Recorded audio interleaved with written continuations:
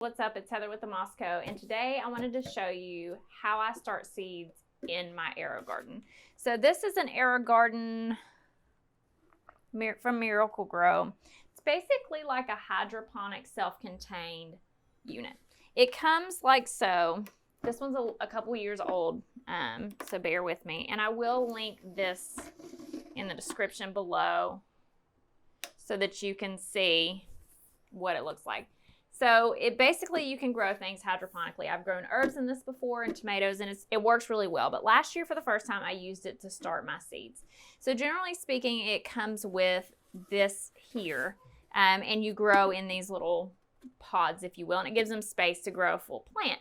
But for starting seeds, you don't need all that. So what you have to do is purchase separately, and again, I will link that down in the description below, a seed starting kit. But basically, the way that this works is here, you can lift this up. There's a reservoir with a pump and it flows water around. And it comes with its own liquid plant food.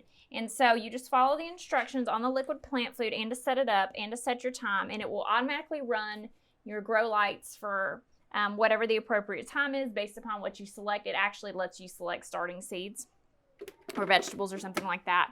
Put it together like the directions say. And then you just continually feed it. So like this is a 1, 2, 3, 4, 5, 6, 7, 8, 9 pod model. So I would add 8 milliliters of this at startup. And the second feeding, which is 2 weeks later, and then 12 milliliters every. We like to grow organically. And this obviously is not going to be fully organic because we're starting off the seeds with a synthetic fertilizer. But this is what I had. And this worked really well for me last year. So I wanted to show you how I start my seeds in this. So again, it will come like this. I will link in the description below this model or the updated version of it. But let's start off by talking about when to plant your seeds and how I keep up with that. So I've got this handy dandy notebook here. And in this notebook, I have written every seed that I've gone through my seed packets and every seed that I need to start ahead. Some of them I crossed out because some things like watermelons and squash and zucchini can all be started indoors early or started outside. And some of them don't like their roots to be disturbed. And it'll say that on the packet. Again, the back of your seed packet is your friend. It has a ton of information on it. So I have written down here all the type of seeds that I need. And I mentioned in the last video that I didn't effectively use this. The seed starting kit for this will come with 100 plugs. So I could have started 100 plants in here. And I think I started like 15 or something. So that was a huge waste of space. Seeds don't cost that much. You might as well do more than one. So I wrote down all the seeds that I'm going to need to start early. And some of these say, for example, snapdragons, 8 to 10 weeks before your last frost, and then you'll need to repot them in 3 to 4 weeks. Pincushion flower, 6 to 8 weeks before your last frost. So I wrote down what dates they need to be started. So if let's say the pincushion flower and the snapdragons, I'm going to start today because the pincushion flower is 6 to 8 weeks and the snapdragons are 8 to 10 weeks. So I grouped those together. So I grouped it into like 3 separate start dates to make my life a little bit easier. So now that I had my start dates, I wrote down exactly how many of each cell I wanted to start. So for example, for snapdragons, I've got 15 cells I want to start, pincushion flowers 5, tomatoes 20, so that I would know how many cells I needed to use when I needed to start them. So the way that you determine your average frost date, just Google search your zip code and it'll pop up your average last frost date. And then I am too lazy to even pull out a calendar, so I will Google 8 weeks before April 15th is my last frost, April 15th or 18th or something like that. I live in East Tennessee in a zone 7B, I'm pretty sure. I can't ever remember if it's A or B. So I just Googled my frost date and then could deduct my dates from that. I also will take pictures on my phone of all my seed packets and put it in a album in my phone so that I know what date they were started, information on the back of the seed packet. So then I can just refollow this, and I've even got dates on here that I need to size up the pots in case I forget, and how many pots I need to repot. So that's how I tracked down and determined what I needed to seed when. Let's get back to using the AeroGarden. So the AeroGarden system, like I say, this system will come like this. All of them will come like this, where they have these pods to grow. You can buy, this is for my other AeroGarden that I just bought the seed kit for. You can buy these and you'll see how they look here. They have the pods a lot closer together, seed starting system. And when you open it up, it'll have the pods that you need and the little holder, and it will come with plant food. So what you have to do is start out by soaking these. So I put mine in here and I just soaked them in water until they were damp to the touch. So I've got, like I say, this is for another model that I have. Let me show you the one for this model. So we'll take this off here, because we won't be using this until we actually go to plant like regular plants. It is a little dark in here, so I'm hoping that I can lighten this up in post enough that you can see. So I have already pre-soaked this one. So as you can see, I bought pods. This came with 100 pods originally, but I used those last year. So I got some refill, and these were just some off-brand Urban Leaf AeroGarden compatible grow pods that I bought on Amazon, and I will link these down in the description below with everything else that I'm using today other than the seeds. And now I've got all my seeds, and what we'll need to do, this is not where I'm going to have this. However, where I'm going to have it is very unsightly, and I wasn't about to make a video in there. So what we'll do is once we get all of our seeds placed in here, you'll notice I don't have any tags. The reason for that is I'm just going to draw a chart on a piece of paper, and that way I'll know what's where. These seem too close together and too small for me to think that we could do tags. So I will take this downstairs, plug it in, set the settings, fill it up with water to the fill line, add my plant food, and then I'll just set this on top.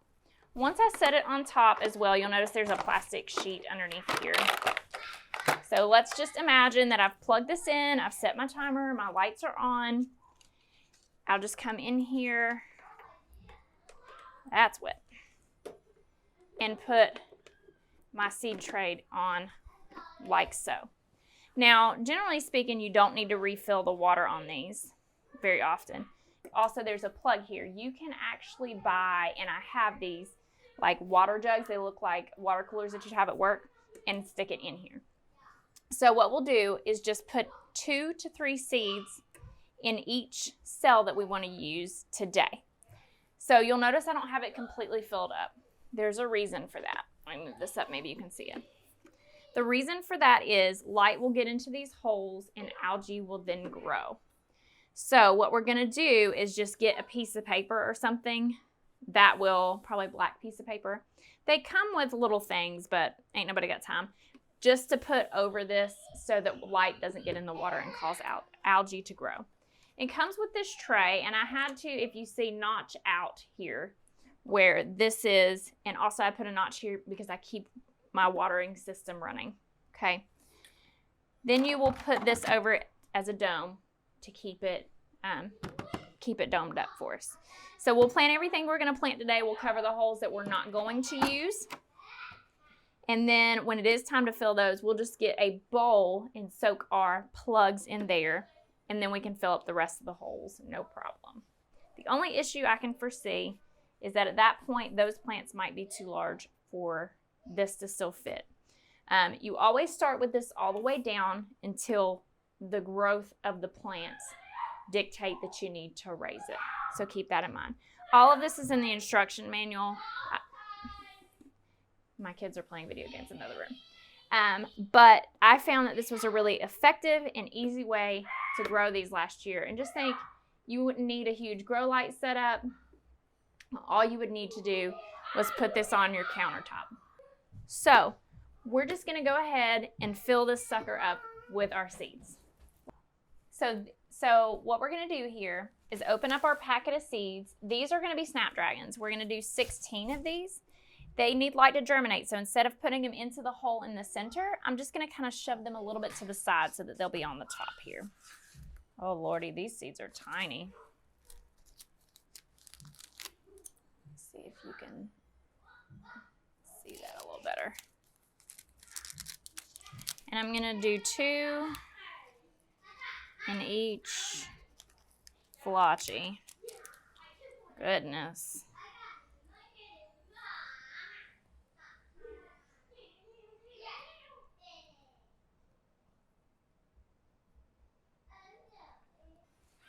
So here I'm making a grid of what I'm going to have in each cell. So instead of marking exactly which varieties, because once I go to plant these out, it won't matter which variety is where, because we're actually going to mass plant them somewhere. So I'll just do SD for Snapdragon and do that for the first 16 cells. And then when I go to do the next however many cells, I'll mark it on here as well. That way I know what's in the cell without having to use markers.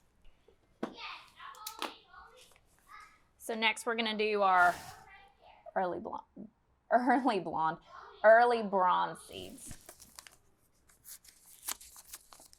Sometimes too, it's helpful to put like a pen right here so I know I've done these 4, so I know which 4 I'm on next.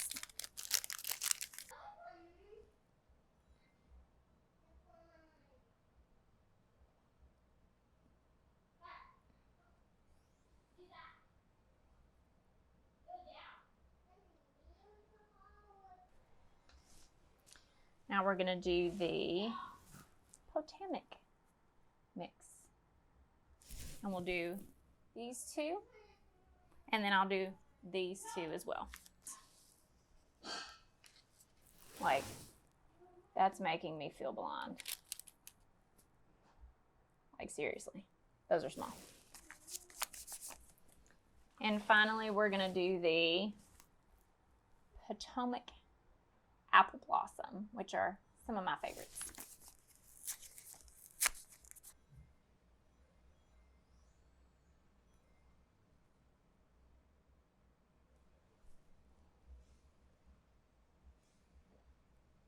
Okay, so that's all of our Snapdragons done. Let's move on to the eggplant seeds. And we only need,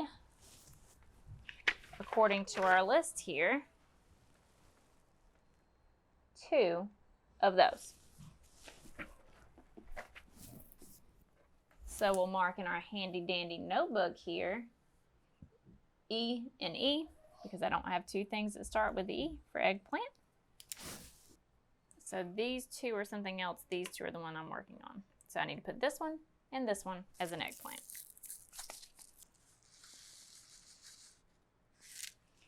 This one says, sow in flats indoors in early spring or 6 to 8 weeks prior to planting outside.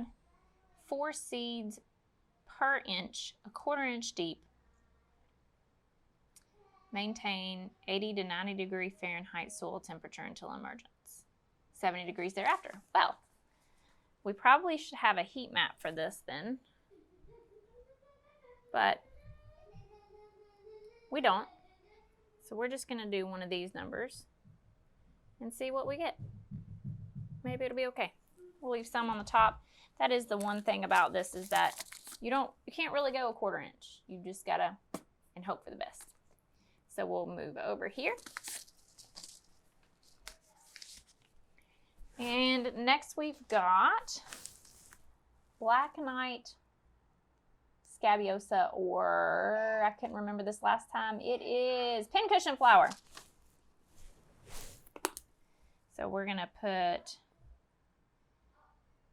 PF for pincushion flower. And here I've got that I need 5. So 1, 2, 3, 4, 5. Pretty good. This packet says 4 to 6 weeks, but one I got last year from Florette Flowers says 6 to 8. I'm going to go ahead and sow them. What could go wrong?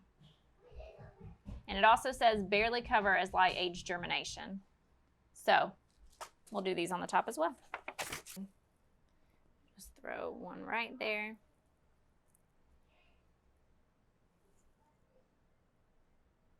Two. The next one I've got is red pepper.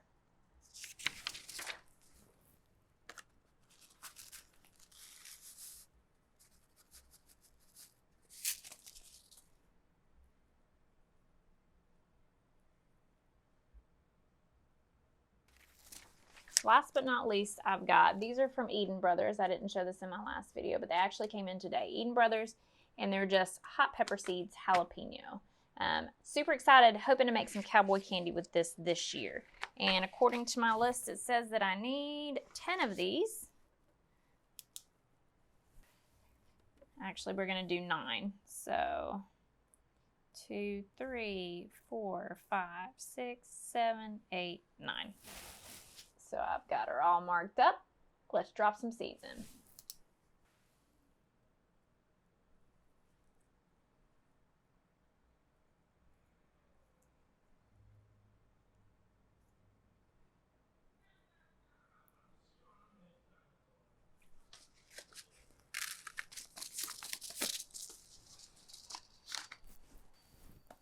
And there we have it. So now I'm going to take my AeroGarden downstairs, get her plugged in, get water in her, fill her up with the appropriate amount of plant food, and watch for germination. Then, again, I'm going to cover these holes that currently aren't planted so that they don't grow any algae into my water. And then I'll just keep on the regular feeding schedule. It'll automatically do the lights for me. Super, super wonderful. The only thing that we could have a problem possibly with is some of these that like to stay at the top and then kind of fell down, or some of the ones that like it to be a little warmer than it is downstairs. But we'll just cross our fingers and hope for the best.